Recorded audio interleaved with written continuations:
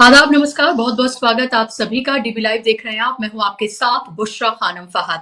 अभी आपने देखा कि अभी मुक्तेश्वरानंद जी जो हैं, उनके साथ हुआ पूरा विवाद थमा नहीं था और इस सरकार को यानी कि या योगी आदित्यनाथ की बात करें या मोदी सरकार की बात करें, इनको हिंदू विरोधी सरकार का तमगा इनको देना शुरू कर दिया गया था और अब सोने पे सुहागा यूजीसी के जो नए रेगुलेशन आया है, उसके बाद तो ऐसा लग रहा है कि विवाद अब ऐसा बढ़ गया है कि अगर इन रेगुलेशन को वापस नहीं लिया गया तो ये आग ऐसे ही थमने नहीं जा रही है। यूजीसी के जो नए रेगुलेशन है उसके बाद जो ब्राह्मण समाज है, जो सवर्ण तबका है, वो लगातार सड़कों पर है। कहीं मोदी के पोस्टर जलाए जा रहे हैं, कहीं पुतला फूका जा रहा है, कहीं कालिक पोती जा रही है मुंह पर, कभी अमित शाह के झंडे उतारे जा रहे हैं घरों से, गाड़ियों से और उसके बाद धमकियां दी जा रही हैं। हालत तो ये है कि करणी सेना के नेता की तरफ से ये कहा गया है कि ज्यादातर जो दुकानों के, रेस्टोरेंट्स के जो ओनर्स हैं वो ब्राह्मण हैं, सवर्ण हैं। तो इन एससी, एसटी, ओबीसी समाज के जो लोग हैं इनको आप काम से निकाल दीजिए और काम पे रखना इनको बंद कर दीजिए। इस तरह की धमकियां दी जा रही थी। अब से कुछ दिन पहले आपने देखा होगा कि बटोगे तो कटोगे के नारे दिए जा रहे थे। ये कहा जा रहा था कि भाई हम सब एक हैं, हम हिंदू हैं। 80-20 की बात की जा रही थी। अब आप ये देखिए कि तमाम जितने भी बीजेपी के इन्फ्लुएंसर्स हैं, सो कॉल्ड पत्रकार हैं, कवि हैं, ये सब खुलकर सामने आ गए हैं और उनके छिपे हुए जो चेहरे थे, जो ब्राह्मणवादी चेहरे थे, वो खुलकर एकदम ऐसे सामने आ गए हैं कि अब इनको अपने चेहरे छुपाने भी मुश्किल हो जाएंगे। आज इसी पर हम चर्चा करेंगे, इसी पर बात करेंगे कि ये जो नए रेगुलेशन है ये मोदी सरकार के लिए कितने घातक साबित हो सकते हैं। क्या वाकई में जो हम ये प्रोटेस्ट देख रहे हैं ये ऑर्गेनिक ही है? क्या ब्राह्मण वाकई में उनसे नाराज हो गए हैं? क्या ये किसी तरह के स्टेज प्रोटेस्ट हैं कि ब्राह्मण तो कहीं जाने वाले नहीं है, सवर्ण समाज तो कहीं जाने वाला नहीं है, लेकिन एससी, एसटी, ओबीसी जो हैं उनके वोट को अपने पाले में कैसे कंट्रोल किया जाए और उनका वोट कैसे एकमुश्त पाया जाए, उसकी एक तरह से ये पटकथा लिखी गई है। इस तरह की भी एनालिसिस है। स्क्रीन पर आप देख सकते हैं मेरे साथ जाने माने पत्रकार, वरिष्ठ पत्रकार राकेश पाठक जी मेरे साथ जुड़ गए हैं। राकेश जी, बहुत स्वागत आपका कार्यक्रम में। राकेश जी, पहली प्रतिक्रिया आपसे मैं, इससे पहले मैं नियमों पे आऊं और आपसे उसके बारे में मैं जानूं, ये जिस तरह के प्रदर्शन हो रहे हैं, उग्र प्रदर्शन जिस तरह से हो रहे हैं और तमाम लोग खुलकर जिस तरह से हमाम में नंगे हुए हैं, इसको आप कैसे देख रहे हैं? ये ऑर्गेनिक है क्या आपको लगता है? और क्या ये मोदी सरकार के लिए घातक साबित होगा? देखिए, मोदी सरकार के लिए आगे कितना घातक साबित होगा ये अभी कह पाना थोड़ी जल्दबाजी है, लेकिन निश्चित तौर पर इस प्रदर्शन से, इस रेगुलेशन, इस नए नियम के विरोध से हमारे समाज का जो विद्रूप चेहरा है वो सामने आ गया है। भीतर से लोग कितने जातिवादी हैं, कितने कट्टर हैं, ब्राह्मणवादी सोच में किस कदर डूबे हुए हैं। अच्छे पढ़े लिखे लोग, बड़े बड़े पत्रकार, कवि, लेखक, साहित्यकार, अधिकारी, उन सब का चेहरा सामने आ गया है। लेकिन इसमें ज्यादा महत्वपूर्ण बात यह है कि ये जो विरोध प्रदर्शन करने वाले लोग हैं, इनमें से 99.99% लोग इन्हीं नरेंद्र मोदी के समर्थक हैं, अंधभक्त हैं। इन्हीं लोगों के लिए कल तक नरेंद्र मोदी ईश्वर का अवतार थे, नॉन बायोलॉजिकल थे। 500 साल बाद हिंदू हृदय सम्राट प्रधानमंत्री बना था। जो राम को लेकर आए हैं वही यूजीसी ले आएंगे, इनको अंदाजा नहीं था। लेकिन यूजीसी के आने से इन सब लोगों का मोह भंग हो गया, अपने आराध्य से, अपने अवतारी नेता से। अब सवाल यह है कि ये ऑर्गेनिक है या नहीं। मैं इसको ऑर्गेनिक ही मानता हूं, मैं स्वतः स्फूर्त इसको मानता हूं। इसके पीछे जो लोग भी हैं वो भारतीय जनता पार्टी में भी कहीं ना कहीं पैठ रखने वाले लोग हैं। ये सिर्फ ऊपरी सतही प्रदर्शन नहीं है। हो सकता है इसमें कहीं भारतीय जनता पार्टी के भीतर चल रही रस्साकसी भी एक कारण हो। योगी आदित्यनाथ, नरेंद्र मोदी, योगी आदित्यनाथ, अमित शाह, संघ और नरेंद्र मोदी, कई तरह के मोर्चे अंदर ही अंदर खुले हुए हैं। तो तथाकथित सवर्ण तबका, तथाकथित इसलिए कि सवर्ण अवर्ण कुछ नहीं होता, ये सब मनुवादी सोच है कि एक जाति विशेष में जन्मे लोग सवर्ण कहलाए। उन्हें यह कहा जा सकता है कि संवैधानिक प्रावधानों के अंतर्गत सामान्य श्रेणी के, जनरल कैटेगरी, उन लोगों को ऐसा लग रहा है कि इन कानूनों से उन पर कोई बहुत बड़ा अत्याचार होने वाला है। ये जो नए नियम लागू हुए हैं, इनका दुरुपयोग करके इनके खिलाफ झूठी शिकायतें होंगी।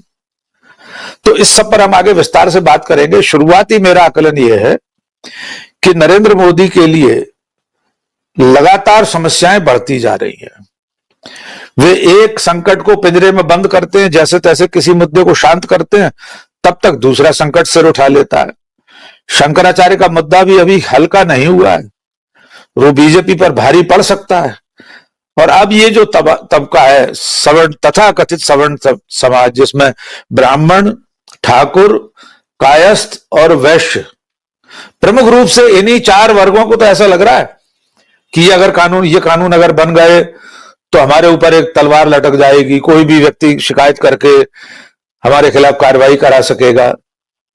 एजुकेशन इंस्टीट्यूट्स में, universities, colleges, IIT, medical college, इन सब में, और एक ही तुर्रा है, एक ही बहाना है कि झूठी शिकायतें होंगी, उस पर दंड का प्रावधान होना चाहिए। तो झूठी शिकायतों पर हम विस्तार से आगे बात करेंगे बुशरा जी। लेकिन मुझे ऐसा लग रहा है कि जो लोग कल तक बटोगे तो कटोगे का नारा लगाते थे, जो कल तक हिंदू मुसलमान में भेद किया करते थे, जो हिंदू राष्ट्र बनाने के लिए दिन रात एक किए थे, उनके हिंदू राष्ट्र में तो इतना भी एका नहीं है कि सवर्ण, दलित, आदिवासी और पिछड़े, इन सबको भी ये तथाकथित हिंदुत्ववादी लोग अपने परिवार का सदस्य मान सकें, ये भरोसा दे सकें कि नहीं, हम कोई जातिगत भेदभाव नहीं करेंगे। इसके उलट उन्होंने एक लकीर खींच दी है कि आप अलग हो। हिंदू राष्ट्र अगर बन गया तो वाकई में इन सब लोगों की क्या जगह होगी, दलित की, आदिवासी की, पिछड़ों की, महिलाओं की, इनकी क्या जगह होगी।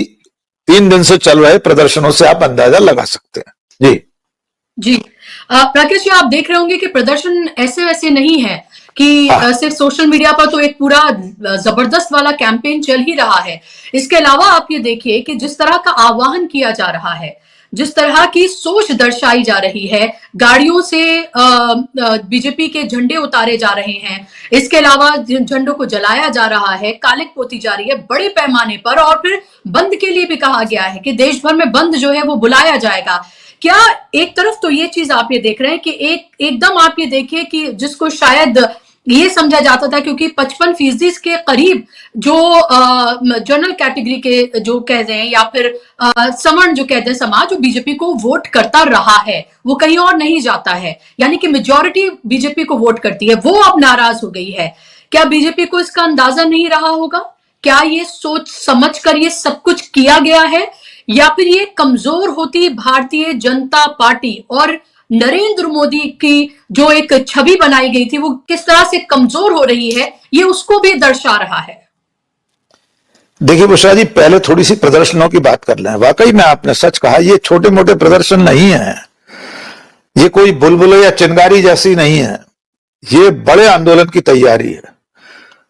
वरना देश के प्रधानमंत्री के लिए जिस तरह के मीम्स बन रहे हैं, जिन्हें न हम दिखा सकते हैं न दोहरा सकते हैं, कुछ शाब्दिक तो उदाहरण हम पेश कर ही सकते हैं। एक बड़ा ट्विटर हैंडल है मोदी के अंध भक्तों में से, वे नरेंद्र मोदी को जातिगत संबोधन के साथ तेलिया लिख रहे हैं।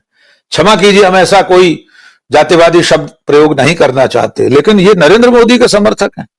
वे उन्हें लिख रहे हैं, ये तेलिया हमारे वोट से चुनाव जीता है और अब हमारे ऊपर ही लगाम कस रहा है। उनके पोस्टर्स पर जूते मारे जा रहे हैं। क्या कुछ नहीं हो रहा है। सिर्फ 11.5 साल में नरेंद्र मोदी इस दशा में पहुंच गए, और वो भी उनके भक्तों के हाथों से। सबसे बड़ी बात तो इसमें यह है, जिसे रेखांकित करना जरूरी है बार बार, कि इन प्रदर्शनों में कांग्रेस या समाजवादी पार्टी या जेडीयू, बाकी के जो विपक्षी दल हैं, या तथाकथित वामपंथी या टुकड़े टुकड़े गैंग, खालिस्तानी, देशद्रोही, ये लोग शामिल नहीं है। इन प्रदर्शनों में प्रधानमंत्री की तस्वीरों को जूते मारने वाले सच्चे हिंदू हैं उनकी नजर में, उन्हीं के समर्थक हैं। 3 दिन पहले तक हिंदू राष्ट्र बनाने में लगे थे, तो एक तो ये प्रदर्शन बहुत गंभीर है। अधिकारी इस्तीफा दे रहे हैं, आप देखिए एक अधिकारी ने इस्तीफा दे दिया है शंकराचार्य के अपमान का और यूजीसी दोनों चीजों का कारण उसने बताया अपने इस्तीफे का। उससे कहा जा रहा है कि लखनऊ से टेलीफोन पर कहा गया ये पंडित तो पागल हो गया है। तो ये सब चीजें बहुत गहरा असर करने वाली हैं। अब सवाल यह है कि ये जो पॉलिसी बनाई गई, जो नीति बनाई गई, संसद की एक संसदीय समिति है, उसकी सिफारिशों के आधार पर एचआरडी मिनिस्ट्री ने इसे लागू किया है। थोड़ी सी एक उपकथा जोड़ दें फिर आगे आएंगे जी। सोशल मीडिया पर एक ऐसा वर्ग भी है जो इसका ठीकरा दिग्विजय सिंह पर फोड़ना चाहता है कि वे उस कमेटी के अध्यक्ष थे, संसदीय समिति के। कई ट्विटर और फेसबुक के ऐसे प्रोफाइल्स हैं उनपे दिग्विजय सिंह को गाली दी जा रही कि दिग्विजय सिंह ने लागू कराया नियम, जबकि उस संसदीय समिति में 17 सदस्य तो बीजेपी के हैं, ज्यादातर सवर्ण है, तथाकथित सवर्ण है, ब्राह्मण है, ठाकुर है। उनके रहते हुए सिफारिश हुई और एचआरडी मिनिस्ट्री ने, धर्मेंद्र प्रधान उसके मंत्री हैं, उन्होंने इसे लागू करवा दिया। अब ये क्यों लागू हुआ, इसके पीछे के कारण को भी समझना जरूरी है।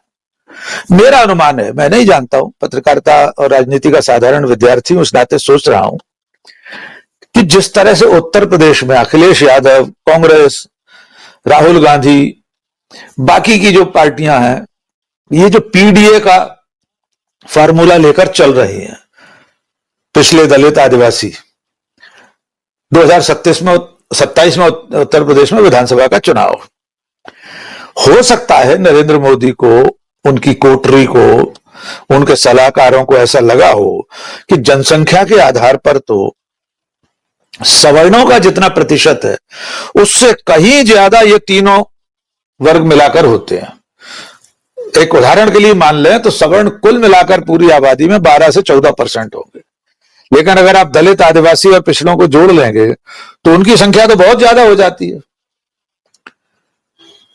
उन वोटर्स को, उन वोट बैंक्स को संतुष्ट करने के लिए इस कानून को लाया होगा, और इसके पीछे एक सोच ये भी होगा, बैक ऑफ द माइंड ये भी दिमाग में है कि ये कहां जाएंगे सवर्ण, ठाकुर ब्राह्मण तो हमको देते ही है वोट, बनिया तो बीजेपी का हमेशा से स्थायी समर्थक है, तो ये तो अपने हैं ही। ये जो पीडीए के वोट छटक रहे हैं, इनको संभालने के लिए ऐसा कानून बना दिया जाए। यद्यपि मैं स्पष्ट कर दूं, इस कानून में ऐसा कुछ नहीं है जिसको लेकर तथाकथित सवर्ण इतना बिलबिला रहे हैं। समानता की बात कही गई है, तो क्यों नहीं हमारे समाज को अब तक इतना समान धर्मी हो जाना चाहिए था। समरसता हमारे समाज में क्यों नहीं इतनी अब तक हो जानी चाहिए थी कि हम अपने कैंपस में, यूनिवर्सिटीज, कॉलेजेस, वर्क प्लेस, कोई भी दफ्तर हो, स्कूल हो, आईआईटी हो, मेडिकल कॉलेज हो, वहां पर हमने भेदभाव अब तक क्यों कायम रखा है। मुसलमानों की बात तो छोड़ दीजिए, वे तो पुराने दुश्मन हैं इनके, हिंदू राष्ट्र वालों के, लेकिन इन सारे कैंपसेस में, इन परिसरों में आज भी जातिगत आधार पर गालियां दी जाती हैं। आरक्षण के आधार पर वहां प्रवेश लेने वालों को किन किन शब्दों से नवाजा जाता है, ये भी हम जानते हैं। और हमें पूर्वोत्तर से आने वाले नहीं भूलना चाहिए, रोहित वेमुला नहीं भूलना चाहिए हमारे सामने। और इसके अलावा हम कॉलेजेस को छोड़ भी दें, कॉलेजेस के अलावा भी अगर हम देखें, छोड़ना नहीं है, अलावा भी हम देखें तो हर रोज इस तरह की घटनाएं, कहीं पेशाब पिला दिया जाता है, तो कहीं बेदर्दी से मार दिया जाता है, प्राइवेट पार्ट्स में रॉड डाल दी जाती है, तो किसी बच्ची, दलित बच्ची के साथ क्या कुछ नहीं किया जाता है। ये सब हम ये देख रहे हैं कि SC ST ग्रुप के साथ क्या कुछ हो रहा है। ये कहा जा रहा है कि ओबीसी को जो शामिल किया गया है, इस पर सबसे ज्यादा ऐतराज है। दूसरी बात राकेश जी, जो इसमें कहा जा रहा है कि भाई सवर्ण समाज के लोग क्या उनके साथ किसी तरह का भेदभाव नहीं हो जाता। मान लीजिए कोई SC ST वर्ग का, OBC वर्ग का कोई लड़का है, किसी लड़की को छेड़ता है या कुछ करता है, तो वो कहीं जाके शिकायत भी नहीं कर पाएगी। तो वो लोग जो अब तक इन तमाम चीजों पर, जो दलितों के साथ या ट्राइबल लोगों के साथ जो जुल्म, जो अत्याचार हो रहे थे, उस पर बैठे हुए थे आराम से और चाय की चुस्कियां लेकर सबको आराम से देख रहे थे, आज अचानक से उनका दर्द जो है वो निकलकर इस तरह से सामने आ रहा है। लग रहा है कि अब सबसे बड़े मजलूम वही हैं। देखिए, मजलूम तो नहीं है, सदियों से सैकड़ों सालों से तथाकथित उच्च वर्ग, तथाकथित सवर्ण तबका दलितों पर, आदिवासियों पर, अन्य पिछड़ा वर्ग पर अत्याचार करता रहा है। उन्हें तो मनुष्य तक नहीं समझा गया। ये इसी देश में हुआ है कि दलितों को नगर प्रवेश से पहले अपने कमर में झाड़ू बांधनी पड़ी है, थूकने के लिए हांडी अपने गले में लटकानी पड़ी है। आज भी वो अत्याचार रुके नहीं है। बुंदेलखंड जैसे इलाकों में आज भी दलित अगर घोड़ी पर बैठकर बारात के लिए निकले तो ठाकुर साहब की हवेली के सामने से घोड़ी पर बैठकर नहीं निकल सकता। ये तो जातीय भेदभाव है, क्षेत्रीय भेदभाव किस तरह का हमारे समाज में। नॉर्थ ईस्ट के लोगों को क्या कहकर संबोधित करते हैं, किस तरह उनके साथ दुर्व्यवहार करते हैं। अभी जबलपुर में बुशरा जी 10 दिन पहले एक यूनिवर्सिटी में असम के एक लड़के के साथ उसको नॉर्थ ईस्ट का होने के कारण किस तरह प्रताड़ित किया गया है, किस तरह चिंकी कहा जाता है उन्हें, किस तरह उन्हें कौन कौन से शब्दों के साथ प्रताड़ित किया जाता है। तो ये जो तबका है, तथाकथित उच्च वर्ग, तथाकथित सवर्ण समाज, इसने अत्याचार करने को अपना विशेषाधिकार मान रखा है। उसको लगता है उसका प्रिविलेज है किसी भी दलित को जातिगत गाली देना। उसे लगता है कि उसका विशेषाधिकार है कि वो किसी महिला का भी अपमान कर सकता है, आदिवासी का अपमान कर सकता है। मुसलमानों के साथ तो हमेशा से कर ही रहे हैं, लेकिन जिन्हें वे हिंदू समझते हैं उनके साथ भी इतना भेदभाव करते रहे हैं, इसलिए इस तरह के कानून की जरूरत पड़ी है। अब थोड़ा सा उसकी भी व्याख्या कर लें भाई, उसमें ऐसा क्या है। मैं आपसे पूछने ही वाली थी, क्या एक तो इस कानून के बारे में आप थोड़ा सा बताएं, क्योंकि लोगों को पता चलना चाहिए कि मोटे मोटे तौर पर ये आखिर है क्या। और दूसरा, क्या कहीं से भी आपको लगता है कि वाकई में ये जो लोग प्रोटेस्ट कर रहे हैं या जो सो कॉल्ड सवर्ण समाज का जो बुद्धिजीवी तबका है वो जिस तरह की बातें सोशल मीडिया पर लिख रहा है, क्या उनके कंसर्न्स कुछ भी आपको जायज लगते हैं? और मैं तो ये देख रही थी कि कुछ पत्रकार तो इस तरह से लिख रहे थे कि भाई अब देश छोड़ के चले जाना चाहिए। तो अब यहां तक नौबत आ रही है। अब तक राकेश जी, जो इतने ये सो कॉल्ड पत्रकार थे गोदी मीडिया के, ये अब तक तो हिंदू थे। अब आप ये देखिए, मैंने कई एनालिसिस देखे, अब अचानक से तमाम वो सवर्ण हो गए हैं, वो ब्राह्मण हो गए हैं, उनका वो चेहरा खुलकर सामने आ गया है। आपको, हमें पता है, हमने मीडिया में काम किया है कि कैसे तमाम बड़ी पोस्ट पर सिर्फ और सिर्फ आपको शुक्ला जी, शर्मा जी, द्विवेदी जी, चतुर्वेदी जी, आपको यही बैठे हुए मिलेंगे आपको। तो उनके वो जो चेहरे हैं, जो एडिटोरियल पॉलिसी है, वो सबको सामने निकल गए, क्योंकि जी बिल्कुल मीडिया से ही तो सब कुछ फैलाया जाता है। बिल्कुल, उस कतार में पाठक जी भी जोड़ लीजिए। यद्यपि मैं तो धर्म और जाति की बेड़ियां बहुत पहले तोड़ आया हूं, मैं कभी भी उस विचार का, उस विचारधारा का, उस ब्राह्मणवादी सोच का व्यक्ति नहीं रहा हूं। जन्मना हिंदू हूं, ब्राह्मण हूं, इसमें मेरा बस नहीं है। लेकिन मैं इन सब चीजों से परे हूं। मैं पूरी तरह से प्रगतिशील सोच के साथ अपनी बात रखता हूं। निजी जीवन भी उसी तरह जिया है आज तक। आपने बिल्कुल ठीक कहा। वे जो देश छोड़ने की बात कर रही थी, मैंने उनको लिखा कि इसकी शुरुआत आपको करनी चाहिए, इसकी अगुवा बने, सबसे पहले आप देश छोड़कर जाएं, क्योंकि आपके हिसाब से तो देश रहने लायक बचा नहीं है। अब उन नियमों की बात करें। देखिए, हमारे देश में तमाम कानून पहले से हैं। एट्रोसिटी एक्ट है, महिलाओं पर अत्याचार के अलग कानून है, दहेज उत्पीड़न का कानून है, जातिगत कोई अगर अपराध होता है उसको लेकर भी कानून है। लेकिन हमारे जो कैंपसेस हैं, हमारी उच्च शिक्षा के जो केंद्र हैं, वहां लगातार इस तरह की घटनाएं बढ़ रही थी। इसकी शिकायतें मिली होंगी सरकार को। सरकार की नजर में होगा कि ऐसा कुछ हो रहा है, और हो ही रहा है, होता ही रहा है। रोहित वेमुला का आपने उदाहरण सही दिया है। मैंने उस पर कविता लिखी थी रोहित वेमुला की मृत्यु के बाद, शंभूक तुम हर युग में आते रहना। कभी उस पर अलग से बात करेंगे। तो सरकार ने जो नियम बनाए वो सिर्फ इतने से हैं कि सभी परिसर जातिगत भेदभाव से मुक्त हो, जातिगत समानता हो, सब एक दूसरे को समान समझें।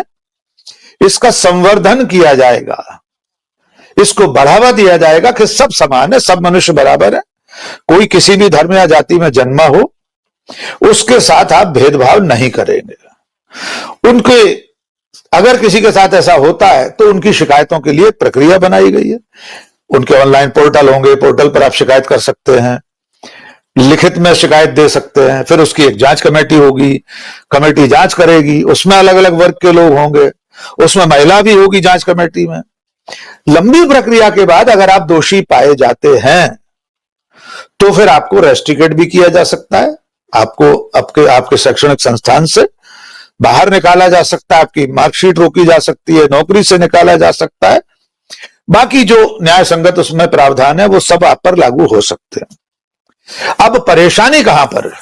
देखिए, ये तो सारी ऐसी चीजें हैं ना कि इनके लिए तो कानून बाहर भी है। अगर आपने कैंपस में किसी को जातिगत गाली दी है तो वो चाहे तो बाहर जाके भी एफआईआर कर सकता है ना, थाने में। उसके कानून तो पहले से है, एट्रोसिटी एक्ट है।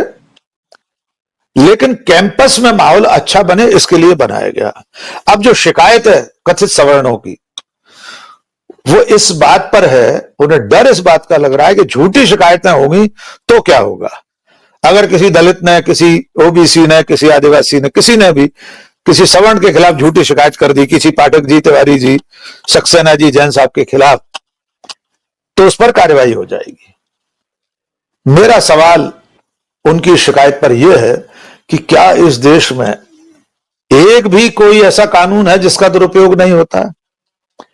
एक भी कानून ऐसा है जिसके अंतर्गत झूठी शिकायतें नहीं होती? आप मुझे बताइए, दहेज उत्पीड़न के जितने मामले होते हैं, दहेज के मामले तो आमतौर पर मुसलमानों में भी नहीं होते। ज्यादातर 90% मुकदमे तो इस देश में एनसीआरबी का रिकॉर्ड चेक कर लीजिए, दहेज उत्पीड़न के आरोप हिंदू समाज में ही लगते हैं। उनमें से कितनी शिकायतें झूठी पाई जाती हैं? बहुओं की तरफ से, लड़की के पक्ष की तरफ से कई बार झूठी शिकायतें दर्ज होती हैं। इस देश में हत्या और हत्या के प्रयास तक के झूठे मुकदमे दर्ज होते रहे। पुलिस ने न जाने कितने ऐसे मुकदमे दर्ज किए हैं। खासतौर से अभी पिछले 10 सालों में अल्पसंख्यकों के खिलाफ, मुसलमानों के खिलाफ कितने ऐसे मुकदमे दर्ज हुए जिसमें आरोपी बाद में बेकसूर साबित हुए।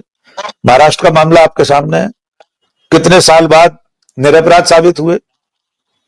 कई ऐसे मामले होते हैं जिनमें पुलिस अपनी तरफ से, यानी स्टेट, झूठी शिकायत दर्ज कर लेती है, अदालतों में जाकर बरी हो जाते हैं। उनमें किसको सजा मिली? कोई दंड का प्रावधान है? और चलिए दूसरी एजेंसीज की बात कर लेते हैं, ईडी, सीबीआई, ये तो सरकारी एजेंसियां हैं, इंडिपेंडेंट एजेंसियां हैं। इन्होंने जितने मुकदमे दर्ज किए उनमें से 1% का भी सजा का रिकॉर्ड नहीं है। ईडी द्वारा दर्ज मामलों में 1% भी कन्विक्शन नहीं हुआ। यानी झूठी शिकायत दर्ज की, किसी शिकायतकर्ता ने की, या सुओ मोटो ईडी ने की, जिन पर आरोप लगा बरी हो गए।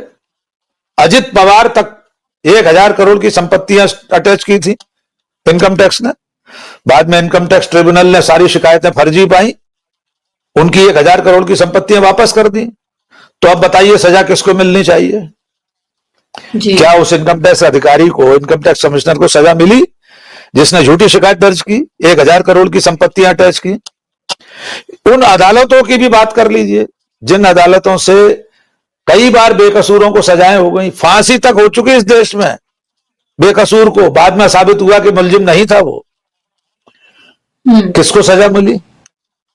तो झूठी शिकायतों के नाम पर अभी से भयाक्रांत हो जाना, भयभीत हो जाना, यह बता रहा है कि कथित सवर्ण समाज इस बात से बिलबिला रहा है कि उसका विशेषाधिकार छिन रहा है। वो ये मानता है कि उसे तो अधिकार है कि वो किसी दलित को गाली दे सकता है, वो कुएं से पानी भरने से रोक सकता है किसी दलित को, किसी वाल्मीकि को।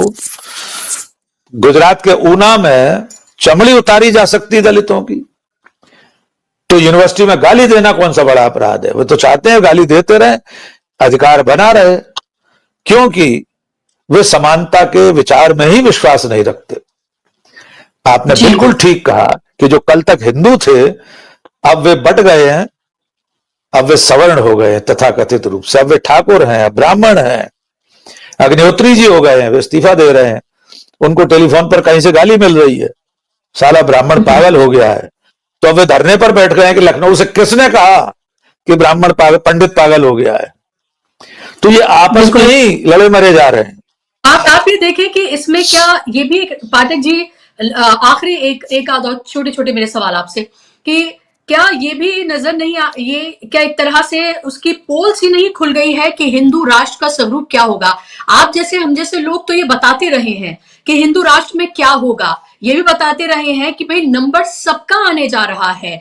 उन SC ST OBCs को जो 2014 के बाद हिंदू बनाया गया और जो मस्जिदों के सामने जाकर जिनको उनका ब्रेन वॉश कर कर जिनको नचाया गया या फिर कार सेवक बनाया गया या अलग अलग तरीके से उनको धर्म की अफीम चटाकर उनको हिंदू बनाया गया, अब वो उनको ये पता चल रहा है, ये एक तरह का उनका चेहरा जो है खुलकर सामने आ गया है कि जो हिंदू राष्ट्र है उसमें कैसे वो ब्राह्मण राष्ट्र होगा या सवर्ण राष्ट्र होगा और उसमें इनको गुलामों की तरह रखा जाएगा। तो ये एक तो ये बात। दूसरा कि क्या विपक्ष को ये नहीं कहना चाहिए कि आपने SC ST OBCs को तो शामिल किया है, लेकिन 2014 के बाद कैंपस के अंदर कैंपस के बाहर अगर इसी कैटेगरी में सबसे ज्यादा प्रताड़ित अगर किसी को किया जा रहा है यानी कि प्रताड़ना वाली कैटेगरी में, तो उसमें मुसलमान भी हैं और उनको इसमें शामिल किया जाना चाहिए। ये मांग क्या नहीं उठनी चाहिए। और इसी में एक और सवाल कि क्या अब मोदी जी के लिए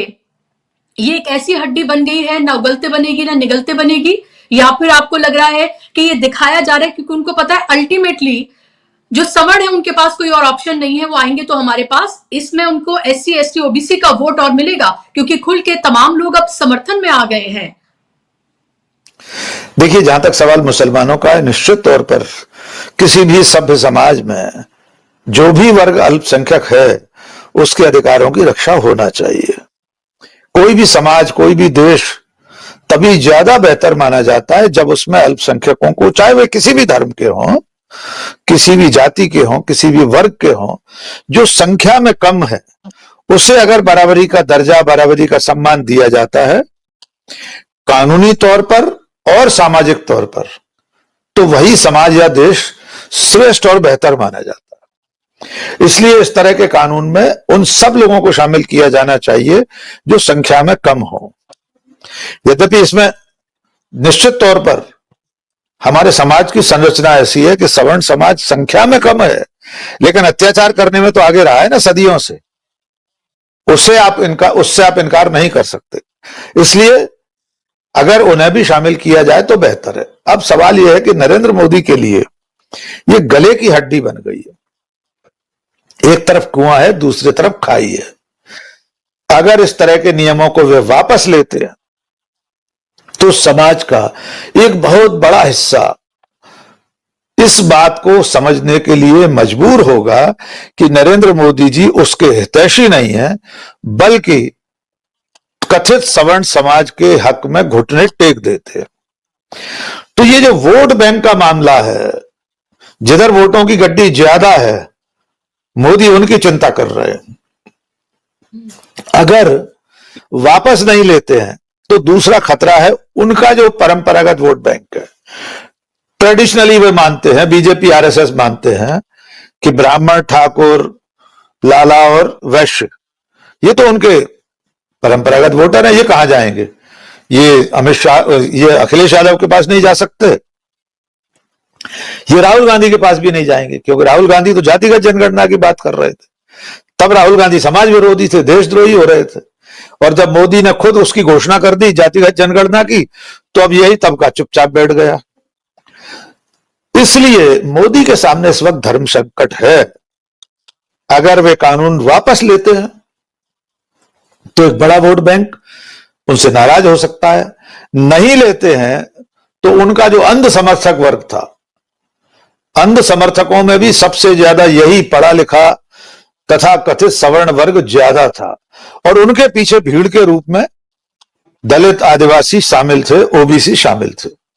बस मैं आखिरी बात यह जरूर कहना चाहूंगा, आपने भी कही, उससे मैं और रेखांकित कर दूं कि इस मौके पर ये जो बाकी के लोग हैं, दलित, अन्य पिछड़ा वर्ग, आदिवासी, जो इस छोटे से वर्ग के इशारे पर, कथित सवर्णों के इशारे पर मस्जिदों, मजारों, मदरसों के सामने तांडव कर रहा था, जो हिंदू राष्ट्र के लिए क्रिसमस के मौके पर गिरजाघरों में घुसकर तोड़फोड़ कर रहा था, ईसाइयों की सजावट तोड़ रहा था, उसे अब यह समझना है कि वो हिंदू है भी या नहीं।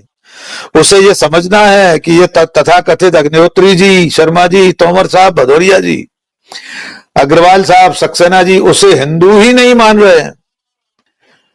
वे चाहते हैं कि उसके साथ भेदभाव जो सदियों से करते आ रहे हैं वो भेदभाव जारी रहे। तो अब ये सोचने की जिम्मेदारी इस वर्ग की है जो सबसे ज्यादा हिंदू राष्ट्र बनाने के अभियान में लगा हुआ था। देखिए, आप जितने भी ऐसे जुलूस देखेंगे, कांवड़ यात्रा हो, हिंदू राष्ट्र के सम्मेलन हो, वहां को एस जयशंकर के सुपुत्र दिखते हैं आपको कांवड़ लिए हुए? राजनाथ सिंह के सुपुत्र कहीं दिखाई देते हैं क्या मस्जिद के सामने डांस करते हुए? ज्योतिरादित्य सिंधिया के सुपुत्र राजकुमार महाआर्यमन कहीं दिखाई दिए आज तक आपको किसी गिरजाघर में घुसकर तोड़फोड़ करते हुए? इन सब कामों के लिए ये लोग हैं, दलित, आदिवासी, अन्य पिछड़ा वर्ग के लोग। और जब हिंदू राष्ट्र बन जाएगा तो हिंदू राष्ट्र की मलाई के लिए ये सवर्ण वर्ग आगे आ जाएगा। बस इतनी सी बात को समझना है। जिस दिन समाज का ये बाकी का हिस्सा समझ गया कि उसे टूल की तरह इस्तेमाल किया जा रहा है, उस दिन बीजेपी और आरएसएस का हिंदू राष्ट्र का सपना भी पूरी तरह बिखर जाएगा। उन्हें शोर करने के लिए, सड़कों पर तांडव करने के लिए भीड़ नहीं मिलेगी। तब फिर ये तथाकथित सवर्ण तबका अकेला रह जाएगा। जी बिल्कुल, लगे रहा है कि फिलहाल मुश्किल में है नरेंद्र मोदी और कमजोर भी वो नजर आ रहे हैं। ये जो प्रदर्शन है वो कितना आगे और बढ़ता है और किस पैमाने पर आता है, और क्या भारत बंद जैसी जो बात कही जा रही है, क्या उस तरह का कोई बंद बुलाया जाता है और उसमें किस तरह की तस्वीरें सामने निकल कर आती हैं, कैसे पूरा कैंपेन आगे बढ़ेगा, इस पर हमारी नजर रहेगी। देखना बहुत दिलचस्प है कि सरकार ने जो फैसला लिया है उससे कैसे उसकी पूरी भक्त मंडली ही कैसे उससे नाराज हो चली है। बहुत बहुत शुक्रिया पाठक जी, आपका कार्यक्रम का हिस्सा बनने के लिए, समय देने के लिए बहुत बहुत धन्यवाद। धन्यवाद, शुक्रिया आप तमाम दर्शकों को। नमस्कार।